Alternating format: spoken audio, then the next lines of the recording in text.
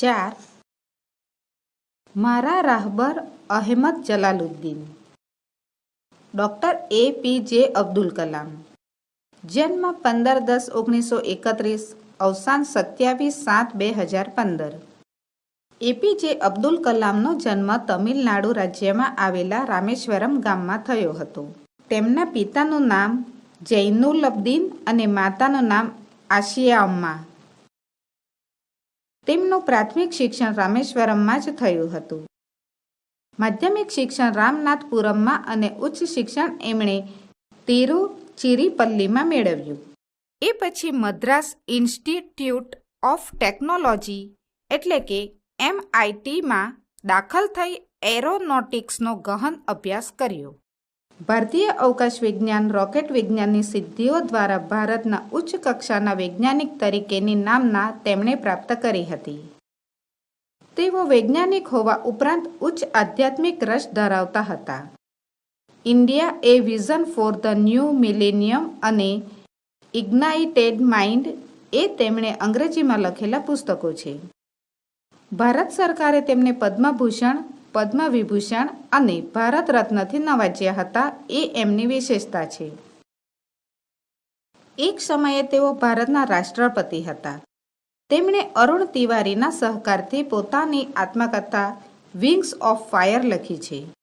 ગુજરાતીમાં તે આત્મકથાનો અનુવાદ અગનપંખ ખૂબ જાણીતો છે. પ્રસ્તુત આત્મકથા ખંડમાં જિજ્ઞાસુ બાળ કલામ ઉપર જલાલુદ્દીનની કર્તવ્યનિષ્ઠા, સઘન પુરુષાર્થ, વફાદારી અને ખુદાપરસ્તીની અમિટ છાપ પડી છે. કુદરતના અવનવા રહસ્યો, અસીમ અવકાશ અને અદ્ભુત ખગોળીય ઘટનાઓની બાળ સહજ કુતૂહલતાએ 8 વર્ષના કિશોર જોડે 23 વર્ષના યુવાન જલાલુદ્દીનની મૈત્રીએ ઉંમરના ભેદને ઓગાળી દીધો છે. કુમળા માનસ પર ઝીલાયેલા આત્યંતિક ઈશ્વરનિષ્ઠા અને સર્વધર્મ સમાદરના જીવન મૂલ્યો મોટી ઉંમરે ડૉક્ટર કલામ સાહેબને કેવા માનવતાવાદી વિશ્વ નાગરિક બનાવે છે તેમજ તેનું જીવંત ઉદાહરણ અહીં જોવા મળે છે. જીવનના વિવિધ તબક્કે ઊભા થતા પ્રશ્નો, ગંભીર કટોકટીવાળા પ્રસંગોએ અપાતું મૈત્રીયુક્ત માર્ગદર્શન, ઝીણી કાળજી ભાવિ મિસાઇલ મેનની ઘડતર પ્રક્રિયાનો સાધ્યંત આલેખ બખૂબી રજૂ કરે છે. જન્મતું પ્રત્યેક બાળક ડૉક્ટર કલામ બની શકે જો તેને બચપણમાં જ જલાલુદ્દીન મળી શકે. ડૉક્ટર અબ્દુલ કલામની માય જર્ની આત્મકથા મારી જીવનયાત્રાનો અનુદિત અંશ અહીં લીધો છે. આત્મકથાનો રસપ્રદ અનુવાદ શ્રી ખ્યાતિ ખારોડે કર્યો છે.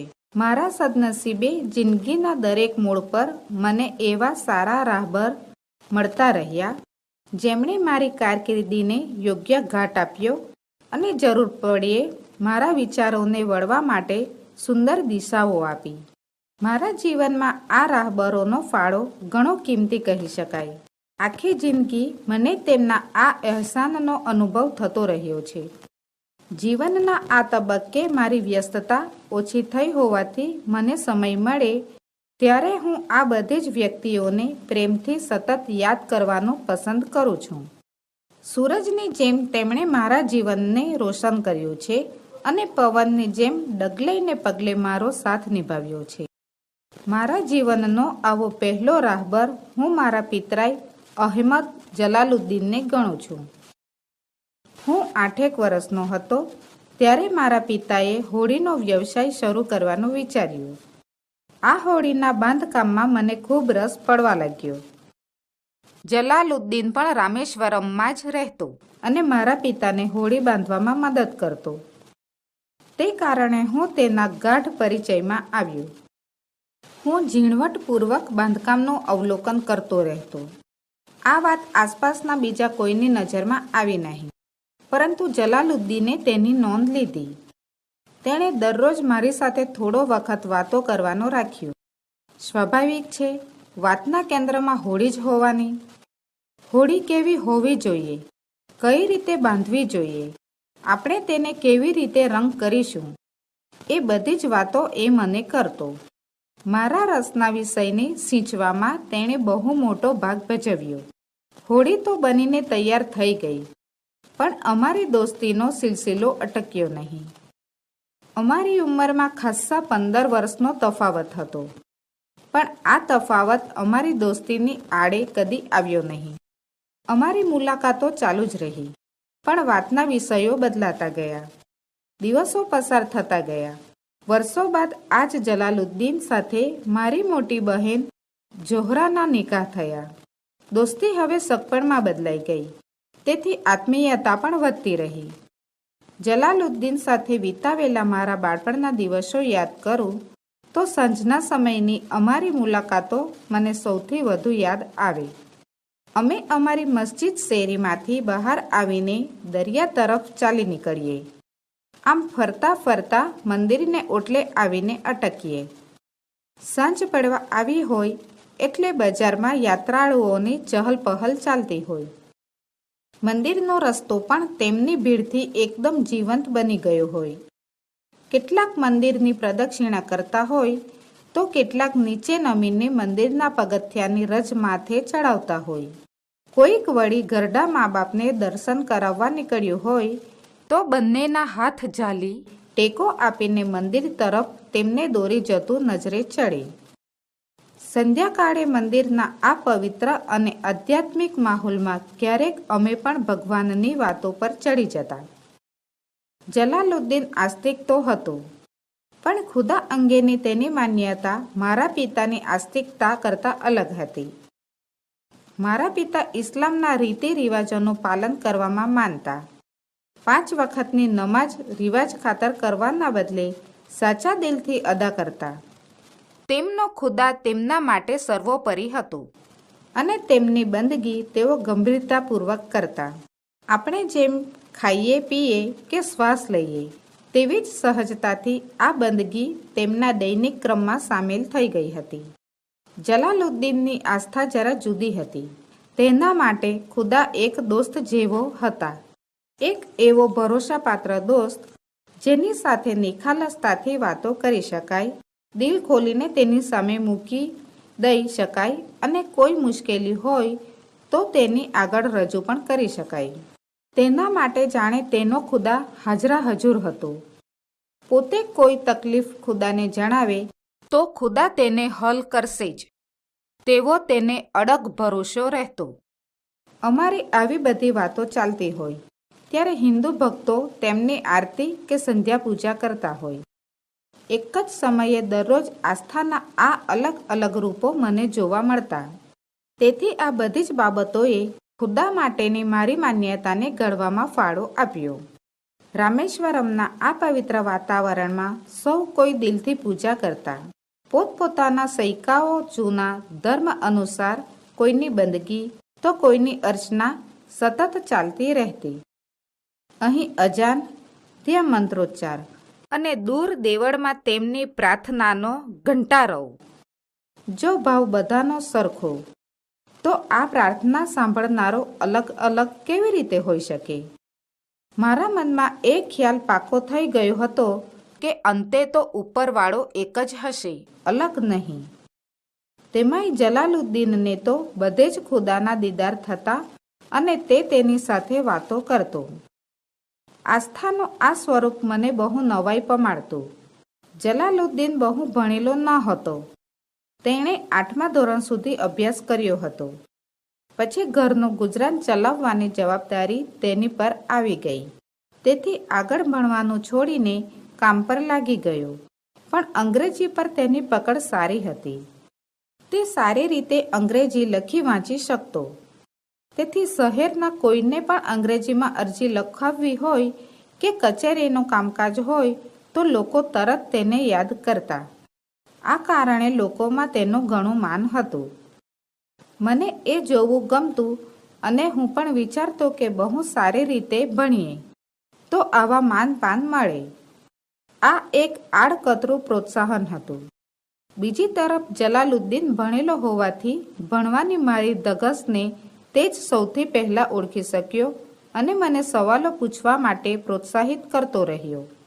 બાળસહજ જિજ્ઞાસાથી હું હજારો સવાલો પૂછતો રહેતો અને તે ધીરજપૂર્વક મારા બધા સવાલો સાંભળતો અને તેને આવડતા હોય તે જવાબો આપતો. પણ મને કદીય નિરાશ કરતો નહીં. ઉલટું મને નવું જાણવા માટે ચાવી ચડાવવાનું કામ કરતો. ચોપડીમાં વાંચી ન હોય તેવી કેટલીય બાબતો વિશે તે મને જાણકારી આપતો. કુદરત, અવકાશ કે ખગોળની માહિતી, વૈજ્ઞાનિક શોધખોળ અને નામી અનામી વ્યક્તિઓની વાતો તે મારી આગળ કરતો. આ બધા વિષયો સાથે મારો પહેલો પરિચય જલાલુદ્દીને જ કરાવ્યો. મારા આ બચપણને યાદ કરું ત્યારે હું વિચારવા લાગુ છું કે બાળકના ઘડતરમાં તેના આસપાસના વાતાવરણનું યોગદાન કેટલું હોતું હશે અને કેટલા અંશે તેની પોતાની પ્રતિભાના જોરે તેનો વિકાસ થતો હશે. મારા અનુભવના આધારે આજે હું આંગળીના વેઢે ગણાવી શકું તેમ છું કે મારી આસપાસના લોકો પાસેથી હું શું શીખ્યો. જીવનમાં પ્રામાણિકતા, શિસ્ત, વિશ્વસનીયતા અને દયાના પાઠ મારા માતા પિતા પાસેથી મને શીખવા મળ્યા. મારા ખાસ મિત્રો જલાલુદ્દીન અને શમશુદ્દીન મને એ વાતનો અહેસાસ કરાવ્યો કે દરેક વ્યક્તિમાં કંઈક તો ખાસ વાત છુપાયેલી હોય છે જ. હું તો મારામાં છુપાયેલી એ ખાસ વાતને ઓળખી શકવા માટે ઘણો નાનો હતો, પણ આ બંને મિત્રો તેને ઘણી વહેલી ઓળખી શક્યા. તેમણે તેને વિકસાવવા માટે યોગ્ય વાતાવરણ પૂરું પાડ્યું. આ હતી તેમનામાં છુપાયેલી ખાસ વાત. તેમના આ ગુણના કારણે તેઓ મારી અંદરની ક્ષમતાને બહાર કાઢવામાં મહત્વનો ભાગ ભજવી શક્યા.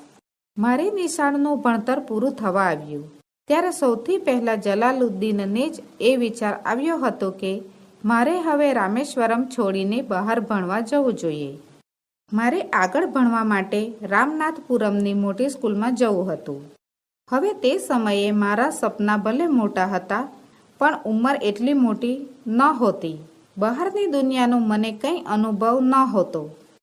તે વખતે જલાલુદ્દીને જ તેને લગતી બધી વ્યવસ્થાનું કામકાજ સંભાળી લીધું.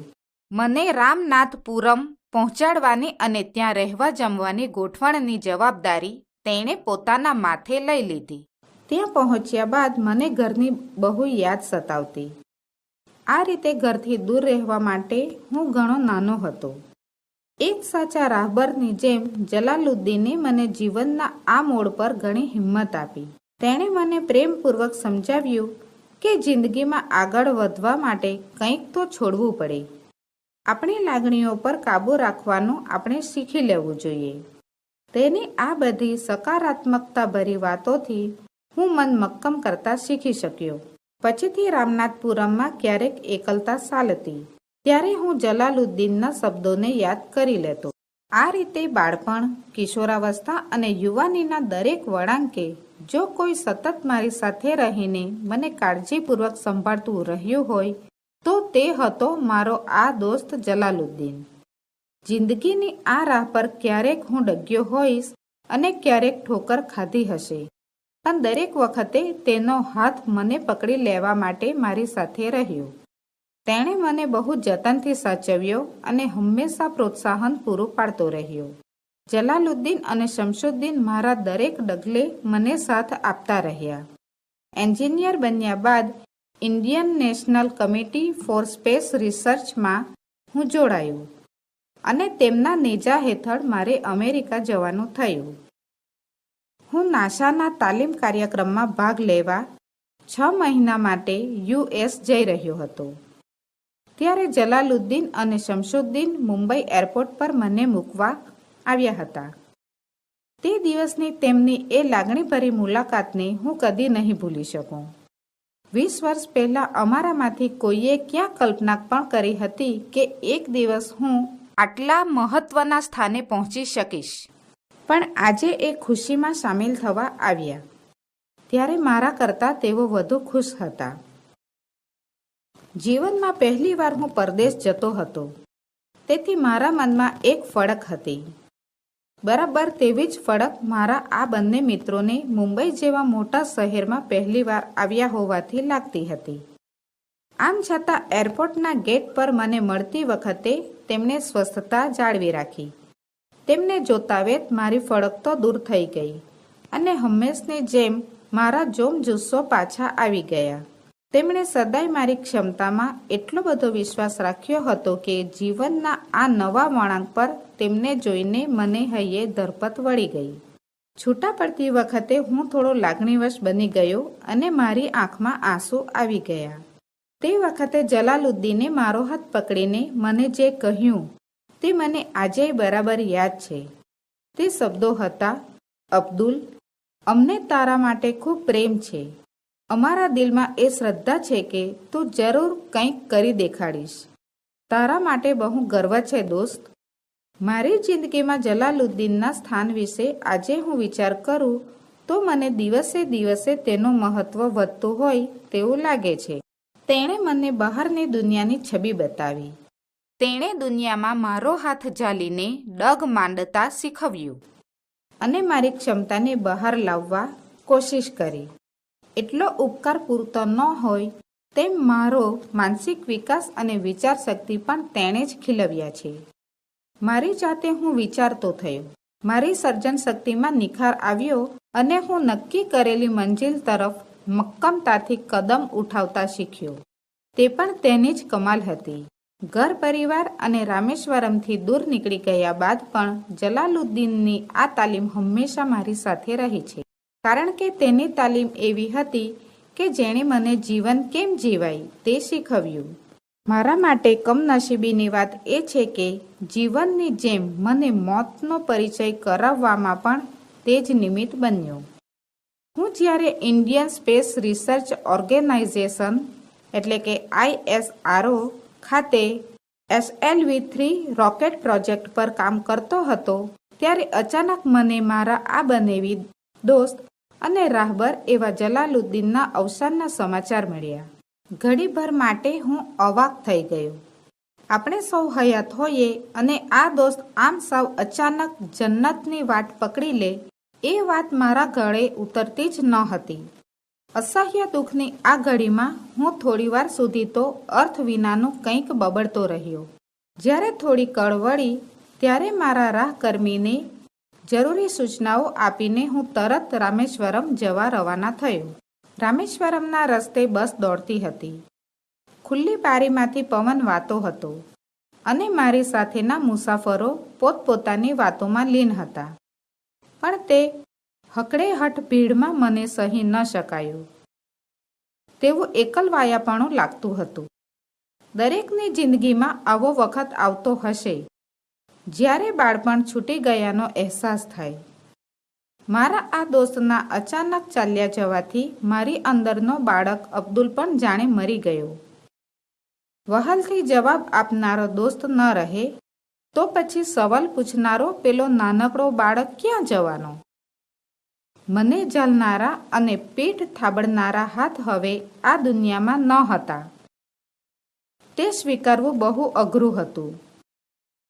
જૂની યાદો આંખ સામેથી ખસતી ન હતી. દરિયાની રેતીમાં મારી સાથે પગલાં પાડતો જલાલુદ્દીન, ચાંદ તારાની ઓળખાણ કરાવતો જલાલુદ્દીન, સૂરજ દરિયામાં ડૂબીને ક્યાં ગયો તે સમજાવતો જલાલુદ્દીન, રામનાથપુરમ ગયા બાદ મારી ચોપડીઓ માટે નાણાંની વ્યવસ્થા કરતો જલાલુદ્દીન, સાન્તાક્રુઝ એરપોર્ટ પર મને મળતી વખતે ખુશીના આંસુ છલકાવતો જલાલુદ્દીન. આવા આંસુ તો એ છલકાવી શકે જેણે ખરી લાગણીથી તે વ્યક્તિને ઉછેરી હોય અને ગર્વ લઈ શકે તેવા સ્થાને પહોંચાડી હોય. જલાલુદ્દીને મારા જીવનમાં આ ભૂમિકા બખૂબી નિભાવી હતી. રામેશ્વરમ પહોંચીને મેં જોયું કે મારી બહેન જોહરા હૈયાફાટ રુદન કરી રહી હતી. તેની સાથે તેની પુત્રી અને મારી ભાણેજ એવી નાનકડી મહેબૂબ બેઠી હતી જેણે અકાળે તેના પિતાને ખોયા હતા. હું મારા પિતા પાસે ગયો. તેઓ તેમની જિંદગીના 100 વર્ષ પૂરા કરી ચૂક્યા હતા. છતાં તેઓ મને ક્યારેય ઘરડા ન હતા લાગ્યા. પણ તે દિવસે તેઓ અચાનક ઘણા વૃદ્ધ લાગ્યા. જમાઈને ગુમાવ્યાનો અફસોસ તેમના ચહેરા પર સાફ દેખાતો હતો. અમે સૌએ ભેગા મળીને દફન ક્રિયા પૂરી કરી.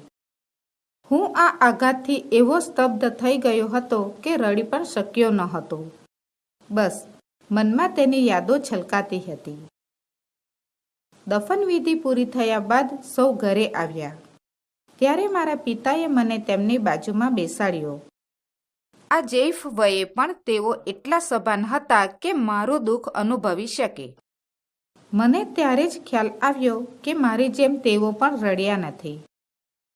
મારો હાથ તેમના હાથમાં લઈ તેમણે મને કહ્યું, અબ્દુલ, તું જાણે છે ને, ખુદા પડછાયાને કઈ રીતે લાંબો અને ટૂંકો કરે છે? તે ધારે તો પડછાયાને એક સરખા કદનો રાખતા તેને કોણ અટકાવી શકે? પણ એમ થતું નથી. ખુદાએ તેના રાહબર સૂરજને તેની સાથે જ મોકલ્યો છે. આ સૂર્યના આધારે પડછાયો શરૂમાં ખૂબ લાંબો થાય છે અને પછી ટૂંકો થઈ જાય છે. રાત પડે ત્યારે આ પડછાયો દેખાતો બંધ થઈ જાય છે. આ જ રીતે આપણો જલાલુદ્દીન પણ તેની આ લાંબી રાતમાં પોઢી ગયો છે. ખુદાની ઈચ્છા વગર કંઈ થતું નથી, તે આપણે જાણીએ છીએ ને. તો આપણે તેનામાં ભરોસો રાખીને તેની આ ઈચ્છા પણ કબૂલ કરવી જ રહી.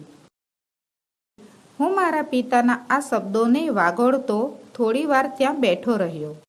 મને ક્યારેય મૃત્યુનો ડર લાગતો નહીં, પણ એ હકીકત એ છે કે આપણી વહાલસોઈ વ્યક્તિને ગુમાવ્યાનું દુઃખ કંઈ એમ તરત દૂર થતું નથી. એકવાર આપણે પણ આ દુનિયા છોડીને ચાલ્યા જઈશું, પણ જલાલુદ્દીનની જેમ કોઈ આપણી પહેલાં અકાળે વિદાય લે ત્યારે તેની ખૂબ ખોટ ચાલે છે. જલાલુદ્દીન ન તો તેના બાળકોના નિકાહ જોઈ શક્યો, ન તો પૌત્ર પૌત્રીને રમાડી શક્યો. તેની આ વિદાયને અમારે હવે સહેવાની છે અને અમારી બાકીની જિંદગી તેના વિના વિતાવવાની છે. એ હકીકતનો સ્વીકાર કરીએ જ છૂટકો છે. આ જલાલુદ્દીન અન્ય લોકો માટે સામાન્ય વ્યક્તિ હશે, પણ મારો મિત્ર અને રાહબર જલાલુદ્દીન મારા માટે ઘણો ખાસ હતો. તે પોતાના નિર્ભેળ પ્રેમ અને સમજદારીથી તેની આસપાસના લોકોના જીવનને કેવો સુંદર ઘાટ આપી શકતો હતો, તે મેં પોતે અનુભવ્યું છે. આપણા દેશના અન્ય ગામમાં કે શહેરમાં પણ કદાચ આવા જલાલુદ્દીન હશે, જે બીજાના જીવનમાં આવું સુંદર પરિવર્તન લાવી શકતા હશે. મારા જીવનમાં તે આવ્યો અને હું આજે જે કંઈ પણ છું તે તેના થકી ઘડાયું. એ બાબતને હું મારી ખુશનસીબી ગણું છું.